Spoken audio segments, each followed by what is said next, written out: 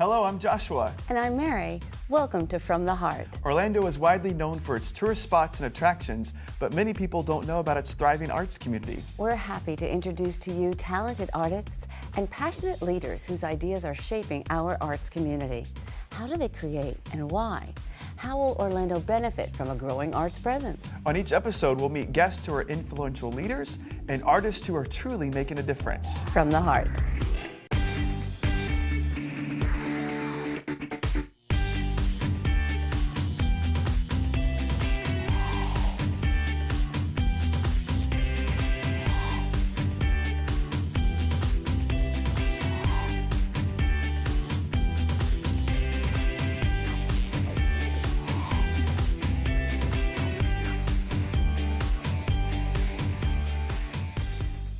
Hello everyone, welcome to From the Heart. I'm Joshua. And I'm Mary. And we're excited to bring to you all that's new and good when it comes to the arts in Central Florida. Today we're talking with David Schillhammer, Executive Director of the Orlando Philharmonic Orchestra.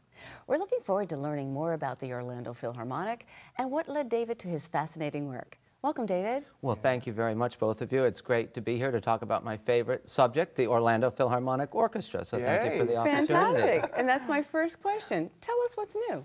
Well, the Orlando Philharmonic is a thriving, healthy, artistic, and financial organization that serves the Central Florida community very, very well. Our mission is to foster and promote symphonic music through excellence in performance, of course, education, and cultural leadership. So that mission statement was drafted in the year 2000, reaffirmed in 2007, and stands the test of time till today. We have 4 core values which guide the Orlando Philharmonic, and they may sound a little dry, but you can always go back onto your core values when things go awry, you're not sure what to do. So the first core value of the Philharmonic is to put the musicians first. We have a shared musician governance structure with the musicians of the Orlando Philharmonic. This is unique in the orchestral world. In fact, our bylaws mandate that 25% of the positions on the board of directors be filled by musicians from the orchestra. 5 musicians serve on the administrative staff, and a musician board member must serve on every committee. Usually in the American orchestra industry, there's either 0, 1, maybe 3 musicians on the board, often non-voting, and we include the musicians at every level. In fact, we have a musician who serves on the executive committee. So they are involved in all of the decision-making, and that's what makes the Orlando Philharmonic the healthy, cultural, artistic organization, because the musicians are respected at every level. How many musicians are there? Well, there are 45 what we call nucleus musicians who are first call for the Orlando Philharmonic, but we have some 350 musicians on our sub and extra roster from which we draw, and any one of them can run and can be nominated and run to be on the board and to serve as the conduit between the orchestra and the board, and then conversely between the board and the orchestra. It's all to keep the conversation healthy, and actually the core value is open and honest communication at all levels. So that grounds us. The second one is even drier, but maintain financial accountability to ensure the organization in perpetuity, and that means we balance our budget. Deficits are not allowed. It's a balanced budget amendment. We will come this June 30th. We will balance the budget for 22 consecutive years for every year of our existence.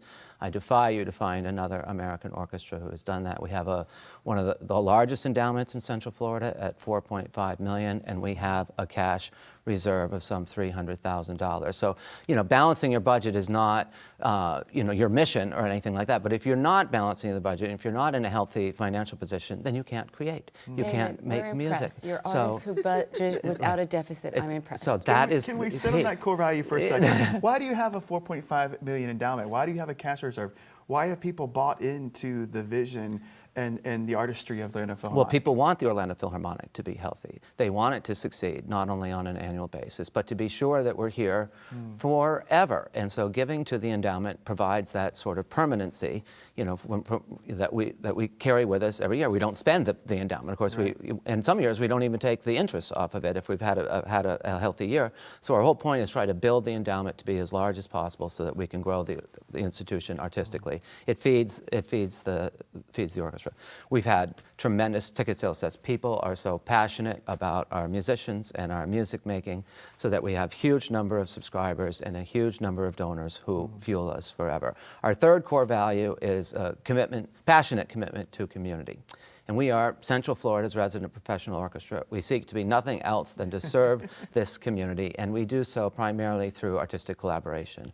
I'm hard-pressed to think of a cultural organization or even some social service organizations with whom we've not had some sort of collaboration. It's making the touches in the community that makes us a healthy organization and makes us a healthy community. So we're committed to reflecting the diverse community in which we live.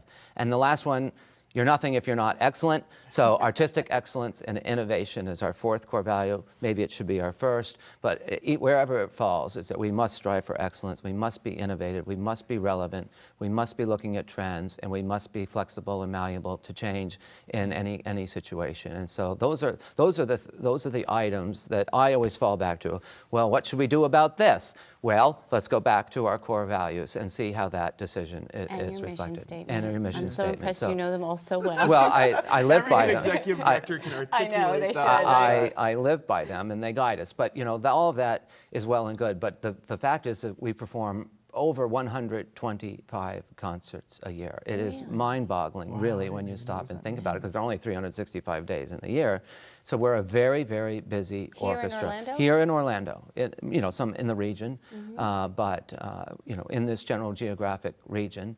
It's not just the subscription concerts and the pops concerts and the opera performances that people know and love as well. It's this slew of educational activities that we do. I'll just touch on one, although I'd love to touch on all of them. The first is our young people's concerts.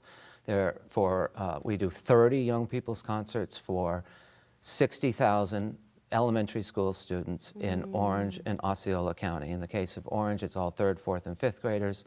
Osceola, it's 5th graders. So we develop this educational-based, curriculum-based, Sunshine Standard-based musical program that we present to the elementary school students. What year did the Orlando Philharmonic begin? Well, 1993. 1993. Do you have any musicians who saw you as young people when you...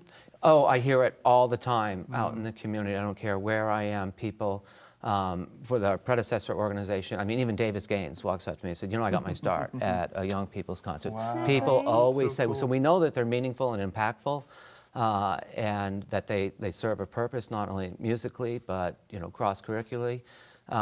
So we're really, really proud of the content, and the musicians give these concerts. I have a question to ask you.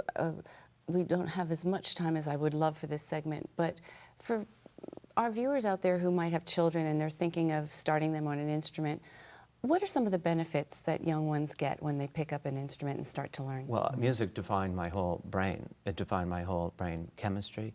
Music determined who I was. That and learning a language, French in my case, both of those activities gave me the freedom to express myself.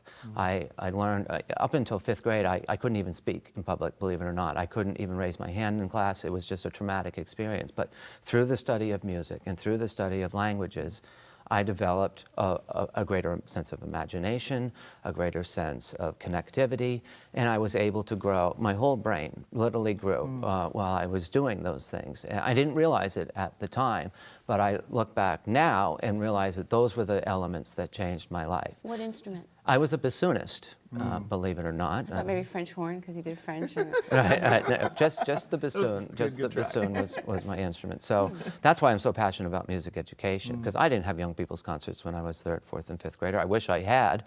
But there is an absolute spark, whether it's our Tiny Tots for preschool children, Notes in Your Neighborhood, which are in school or after school, Symphonic Stories, which provide theater and music, the young people's concerts, whatever it is, we try to touch every age group to give them that opportunity to see what I call that spark in their eyes. These are often children who might not otherwise have the opportunity, and when we have our instrument petting zoos there, so they can play percussion or they're playing an instrument, boom, you can see the lights go off in their imagination. It is such a rewarding experience, even from 2-year-olds, 2 to 4-year-olds for our Tiny Tots preschool program. They get it. they can name every instrument in the orchestra by the time they're 4 years old, and I had to go to college for that. So they really are sponges and absorb the information, and they think we're rock stars. They think that we are, we are these famous musicians that are out there, and we are. And so it just takes a child out of the mouths of babes, so to speak. So it is education that fuels us all throughout our activities. We even have an adult music education class because we found a lot of our subscribers and patrons, while they love the music, they didn't understand the terminology, they didn't understand the formats of the pieces. What is ABA, what is a concerto, what is a symphony, they just wanted to dig deeper and know more, and we were happy to provide it because it brings them closer to the music and to the organization. So we have 100 people who sign up for our adult music education class every year, and they are excited and they learn. So we try to touch everybody along the way. Amazing. And we have been so touched by this too. We're going to come back and talk more with you. Thank you so much for everything you've just packed into this. This has been great. Thank you very much. Thank you, David. Right. Thank you for watching From the Heart. We will continue our conversation with David and learn about his journey to the Orlando Philharmonic Orchestra. Stay with us on From the Heart.